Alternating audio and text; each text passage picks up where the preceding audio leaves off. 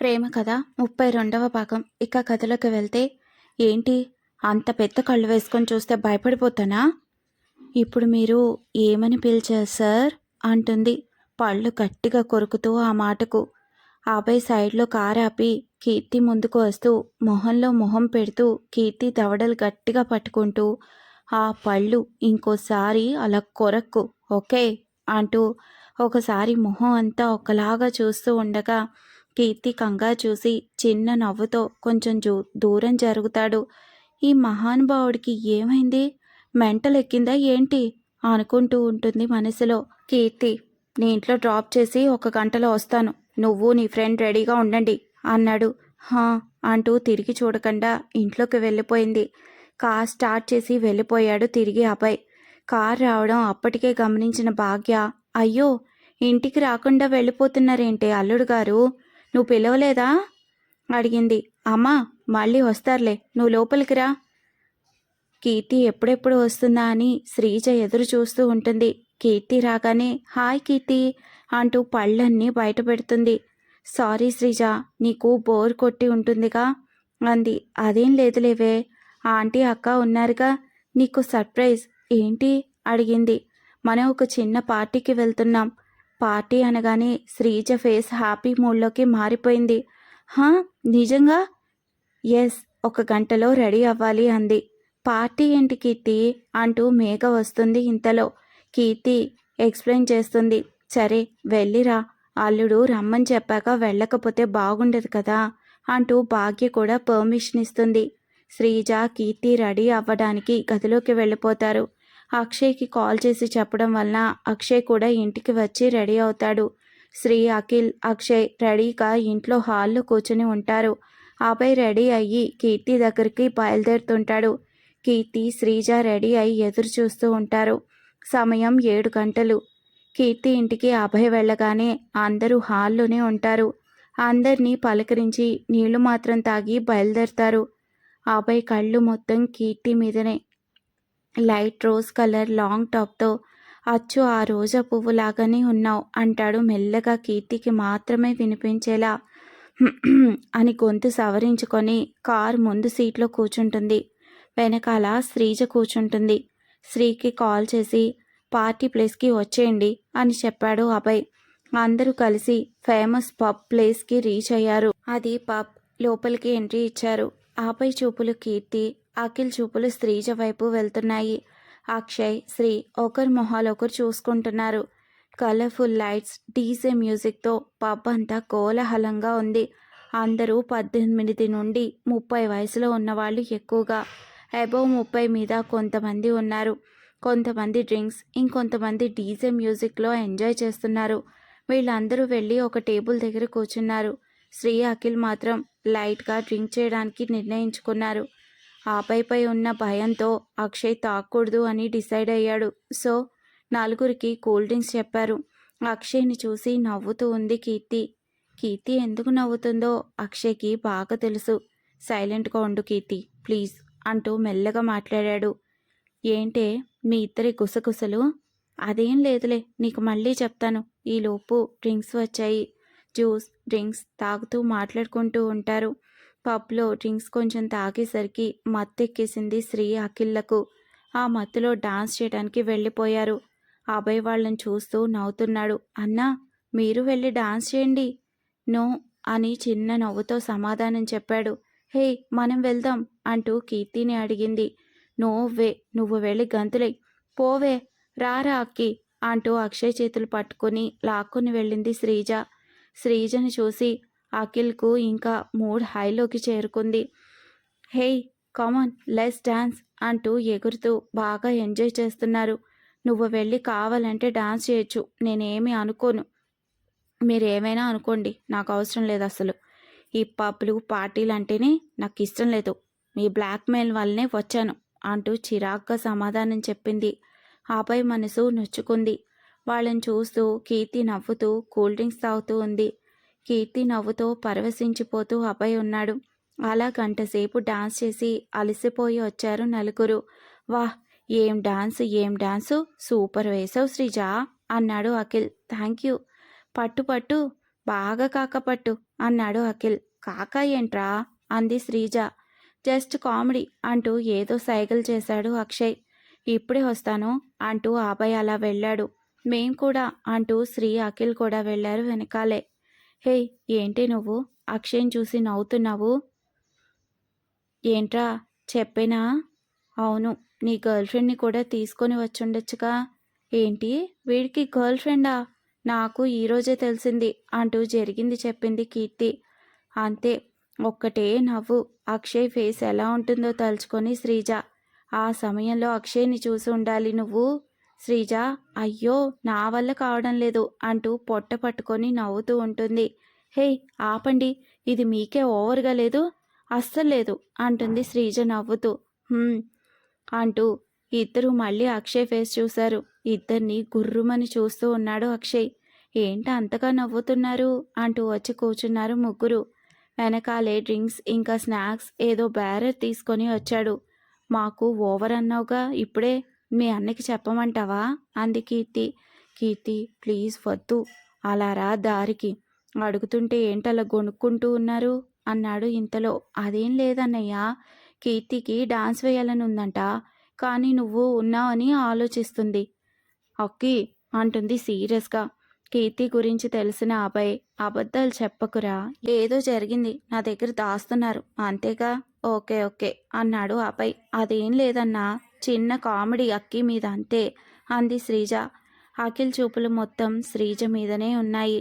అది శ్రీజని తాకుతున్నాయి. శ్రీజ కూడా అఖిల్ వైపు ఒక లుక్ ఇస్తూ ఉంది అప్పుడప్పుడు. సరే, ఇక్కడ అయిపోతే డిన్నర్కు బయటకు వెళ్దాం అన్నాడు శ్రీ. వెళ్దాం అంటూ బయలుదేరారు. అందరూ కార్ దగ్గరకు నడుస్తూ ఉండగా, శ్రీజ, నువ్వు నాతో పాటు ఆఫీస్కి వస్తావా అని అడిగింది కీర్తి. నేనా? ఎందుకు? ఎందుకంటే ఇంట్లోనే ఉంటే బోర్ కొడుతుందిగా. కొన్ని రోజులు నాతో ఉన్నావు అంటే నీకు వర్క్ గురించి ఏమైనా ఐడియా ఉంటుంది. ఇప్పటి వరకు ఖాళీగానే ఉన్నావుగా, నేర్చుకుంటే మీ నాన్న బిజినెస్లు చూసుకోవచ్చుగా అంది. అది నిజమే, కానీ మీ బాస్ ఒప్పుకోవాలి కదే.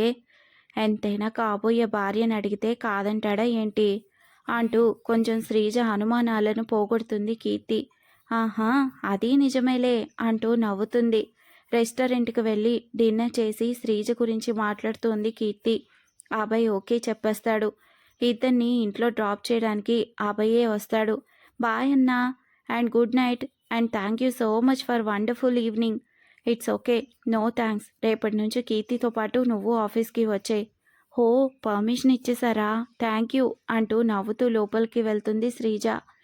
థ్యాంక్ యూ కీర్తి, పార్టీకి వచ్చి అందరికీ సంతోషాన్ని ఇచ్చావు అన్నాడు. నేనేం చేశాను అని మనసులో అనుకుంటూ ఉంటుంది. బాయ్, వెళ్ళి రెస్ట్ తీసుకో. గుడ్ నైట్ అని కార్ తీస్తాడు అభయ్. కీర్తి వెళ్ళిపోతుంది. అభయ్ కార్లో వెళ్తున్నాడు. రాత్రి 8 గంటలకు ఐశ్వర్య గెస్ట్ హౌస్లో. మేడం, వాళ్ళ ఫొటోస్ అంటూ ఐశ్వర్య మనిషి ఫోన్ ఇచ్చాడు. ఐశ్వర్య ఆ ఫొటోస్ చూస్తూ ఉంటుంది.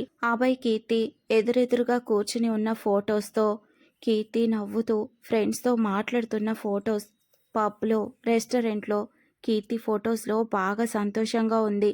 ఆ సంతోషాన్ని చూస్తున్న ఐశ్వర్యకు కోపంతో కళ్ళు ఎర్రబడ్డాయి. ఆవేశంతో మతిపోతోంది. ఎంతసేపు అలా చూస్తూనే ఉండిపోయింది. 9 గంటలకు ఐశ్వర్య గెస్ట్ హౌస్ ముందు వాచ్మెన్ ఆపుతున్నా ఆగకుండా గేట్ని దూసుకొని మరీ కార్ లోపలికి వస్తోంది. బయట ఉన్న రౌడీలు గన్స్ పట్టుకొని నేరుగా చూపిస్తూ నిలబడ్డారు. ఎవరు అంటూ అడిగింది ఐశ్వర్య. తెలీదు మేడం అంటూ అక్కడ ఉన్న వాళ్ళు కూడా ఇద్దరు బయటకు వస్తారు. వచ్చిన వాళ్ళు కరెంట్ షాక్ కొట్టినట్లు చూస్తూ నిలబడిపోయారు. కార్లో నుండి స్టైల్గా దిగి కళ్ళకి స్పెక్స్ పెట్టుకొని నిల్చున్న హాయ్ అని ఫింగర్స్ ఊపుతూ చిన్న నవ్వుతో చెప్పాడు అభయ్. ఇప్పుడేగా రెస్టారెంట్ నుండి బయలుదేరాడు, అప్పుడే ఇక్కడికి ఎలా వచ్చేశాడు అంటూ స్టన్నై నిలబడ్డాడు ఒక రౌడీ. నడుచుకుంటూ వాళ్ళని దాటుకొని లోపలికి వెళ్ళాడు అభయ్. అభయ్ని చూస్తూ నిలబడిపోయారు. హలో ఐశ్వర్య, ఎవరా అని చూస్తే అభయ్. అభయ్కి ఎలా ఈ గెస్ట్ హౌస్ తెలిసింది అంటూ, నువ్వు ఇక్కడికి ఎందుకు వచ్చావు అంటూ అసలే కోపంగా ఉన్న ఐశ్వర్య గట్టిగా అరుస్తుంది. కూల్ డౌన్, ఎందుకంత బీపీ పెంచుకుంటావు? రే, ఎవరైనా వచ్చి మంచినీళ్ళు ఇవ్వండిరా బాబు అంటూ ఐశ్వర్య పక్కన ఉన్న ఇంకో సోఫాలో కాలు మీద కాలు వేసుకొని కూర్చున్నాడు.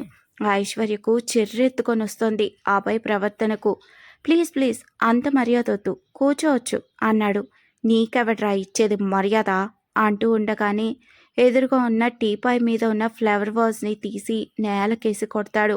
మర్యాద తగ్గింది అంటే ఇంకోసారి ఈ ఫ్లవర్ వాజ్ నీ నెత్తి మీద పగులుతుంది అన్నాడు. రేయ్ వెధవల్లారా, మీకు డబ్బులిచ్చి మేపుతోంది ఇలా అడ్డమైన వాళ్ళని లోపల వదలడానికి కాదు, వచ్చి వీడి సంగతి చూడండి అంటూ అరుస్తుంది. ఐశ్వర్య ఏమాత్రం భయపడకుండా అలా అరవగానే వీళ్ళేదో పెద్ద పొడిచేవాళ్ళలాగా రే అంటూ పరుగులు పెడుతూ ముందుకు వస్తారు. ఆపై కూల్గా బ్లేజర్ పాకెట్లో ఉన్న గన్ తీసి ఉఫ్ అని చూపిస్తాడు. దాన్ని చూడగానే ఎక్కడ అడుగులు అక్కడే ఆపేస్తారు. ఎందుకైనా మంచిదని రీసెంట్గానే అఫీషియల్గా తీసుకున్నాను.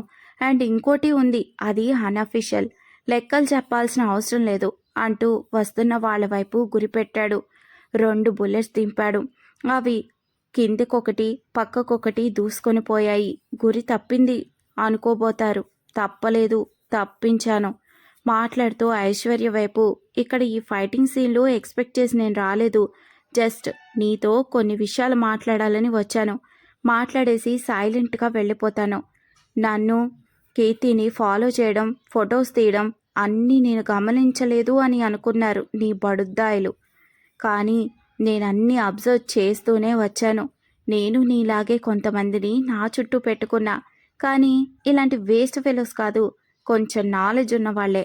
అందుకే మీ వాళ్ళు మమ్మల్ని ఫాలో చేస్తుంటే వాళ్ళని మా వాళ్ళు ఫాలో చేశారు. సో నేను ఇక్కడికి ఎలా వచ్చానో ఇప్పుడు అర్థమైందా ఐశ్వర్య అంటూ ఒత్తి పలికాడు అభయ్. ఐశ్వర్య పెద్దగా ఏమీ ఆశ్చర్యపోలేదు. ఎందుకంటే ఇదే అభయ్ తనను కిడ్నాప్ చేసి మరీ బెదిరించిన వాడు కాబట్టి. అలా చూస్తూ ఉంది. ఒక్కసారిగా అభయ్ కనుబొమ్మలు పెద్దవి చేసి మొహాన్ని సీరియస్గా పెట్టి చూపుడు వేలు చూపిస్తూ, చూడు ఐశ్వర్య, నీ కంటి చూపులే కాదు, నీ ఆలోచనలో నడిచే వాళ్ళ కంటి చూపులు కూడా నేను కనిపెట్టగలను. కాబట్టి ఇంకోసారి కీర్తి జోలికి వచ్చి నీ ప్రాణాల మీదకి తెచ్చుకోవద్దు. నీకు కూడా ఒక కూతురు ఉంది. తనకి అమ్మ ప్రేమని దూరం చేసిన దుర్మార్గుడిలా నన్ను నిలబెట్టకు. అలా కాదు అంటూ కీర్తి జోలికి వస్తే మాత్రం అంటూ ఒక లుక్కులోనే తనకి భయాన్ని కలిగేలా చేస్తాడు. ఐశ్వర్య తనకిది టైం కాదు అనుకుంటూ మనసులో సైలెంట్గా ఉంటుంది. ఐశ్వర్య ఏమీ మాట్లాడలేదు కనుక ఆపై లేచి వెళ్ళిపోతూ, అవును, ఫోన్లో నా కీర్తి ఫోటో చూశాను, ఇలా ఇవ్వు. ఐశ్వర్య ఇవ్వదు, గట్టిగా పట్టుకుంటుంది. అరే ఐశ్వర్య, మన ఫ్రెండ్స్, ఇలా దాపరికాలేమీ ఉండకూడదు, ఇలా ఇవ్వు అంటాడు. ఇవ్వదు. ఇవ్వు అని వాయిస్లోని బేస్ పెంచి అడుగుతాడు. దెబ్బకి దడుచుకుంటూ ఫోన్ చేతిలో పెడుతుంది. అందులో కీర్తి అనేక రకాల ఎక్స్ప్రెషన్స్తో కలిపిన ఫొటోస్ చూడడానికి చాలా బాగున్నాయి. అన్ని పిక్స్ ఆపై ఫోన్కి సెండ్ చేసుకొని, ఈ ఫొటోస్ ఎవరు తీశారా అంటూ రౌడీల గ్యాంగ్ వైపు చూస్తాడు. వీడే సార్, కాదు వీడు సార్, కాదు నేను, కాదు వీడు సార్ అంటూ ఒకరినొకరు చూపించుకుంటూ ఉంటారు భయంతో. ఐశ్వర్యకు వాళ్ళని అలా చూస్తుంటే చంపి పడేయాలనిపిస్తుంది. కోపంతో పళ్ళు కొరుకుతూ చేతులు నలుపుకుంటూ ఉంటుంది. అరే నేనేమి అనన్రా, మిమ్మల్ని ఎప్రిషియేట్ చేయడానికి నా కీర్తిని ఇంత అందంగా ఫోటోలు తీసుకున్నందుకు అంటూ ఆ ఫోన్లో ఉన్న ఫొటోస్ డిలీట్ చేస్తూ టేబుల్ మీద ఫోన్ పెట్టేసి నవ్వుతూ, మరీ ఇంతలా భయపడే వాళ్ళని పెట్టుకొని నువ్వు ఏం చేయబోతావు ఐశ్వర్య పాపం అంటూ వెళ్ళిపోతాడు. అబ్బాయి వెళ్ళిన ఒక 5 నిమిషాల్లో ఏమీ మాట్లాడకుండా సైలెంట్గా ఉంటుంది. ఒక్కొక్క మాట గుర్తు చేసుకుంటూ.